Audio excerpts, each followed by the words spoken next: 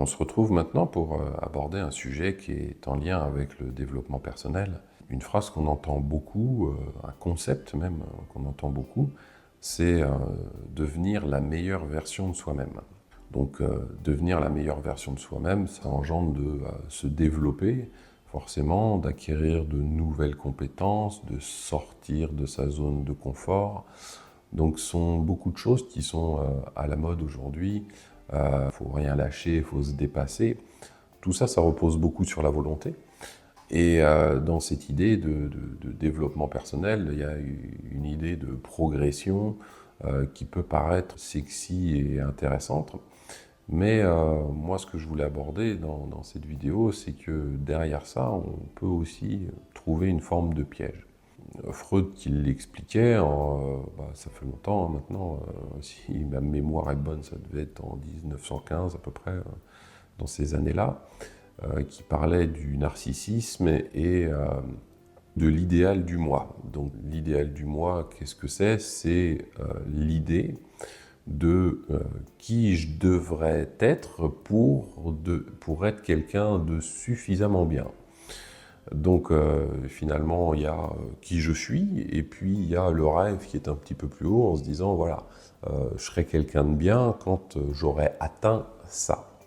Je serai la meilleure version de moi-même quand eh bien, je saurai parler anglais couramment, que j'aurai perdu 10 kilos, que j'arriverai à faire peut-être un marathon ou du triathlon, voilà, enfin, peu importe les objectifs qu'on va se mettre, ou voilà, pour devenir la meilleure version de moi-même, eh bien finalement, en fait, il faut aussi ça, cette chose-là, et puis qui vont m'amener à avoir un certain résultat.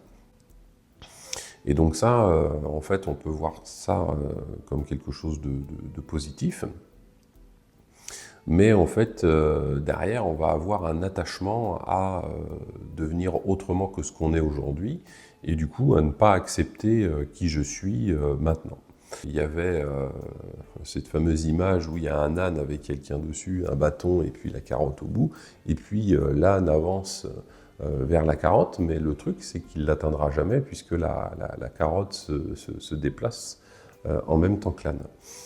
Donc on peut voir également ça en fait dans l'idéal du moi, qu'on court après quelque chose, mais une fois que je saurai parler anglais couramment et j'aurai perdu ces 10 kilos, il y aura sans doute autre chose qui arrivera pour dire en fait il faut que je me développe et que je sois encore mieux. Alors je ne veux pas dire que faut pas apprendre de nouvelles choses, hein, parce qu'apprendre de nouvelles choses, c'est intéressant et ça nous met aussi en mouvement.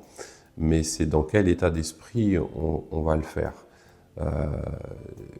Devenir la meilleure version de soi-même, ça peut être bien, mais en fait, accepter qui on est dans l'instant, ça va être encore mieux.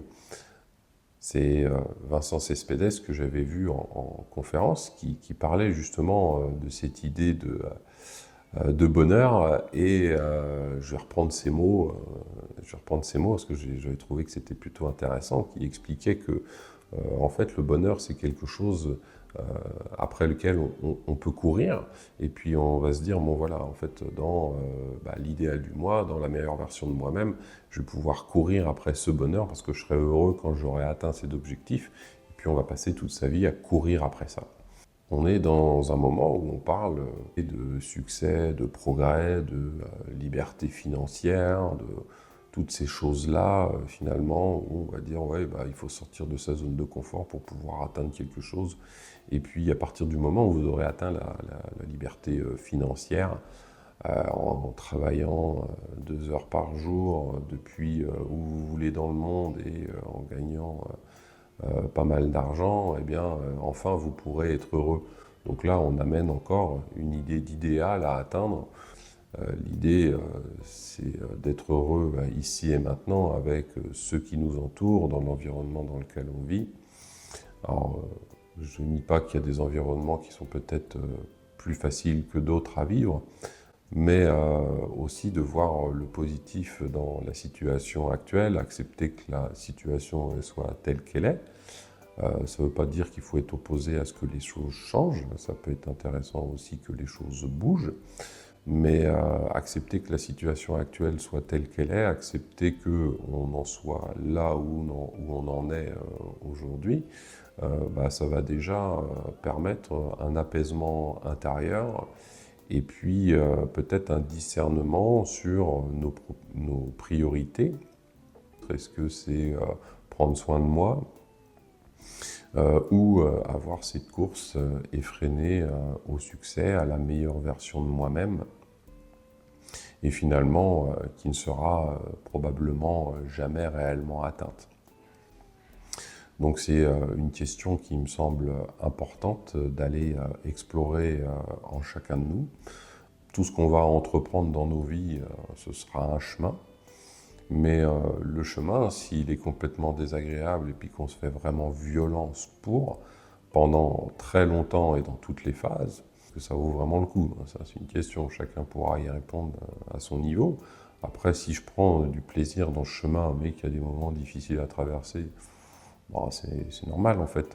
Il n'y a pas grand-chose qui est facile tout le long. Il y a tout le temps des nouvelles choses à voir, à apprendre. Mais si ça sert notre développement, tant mieux.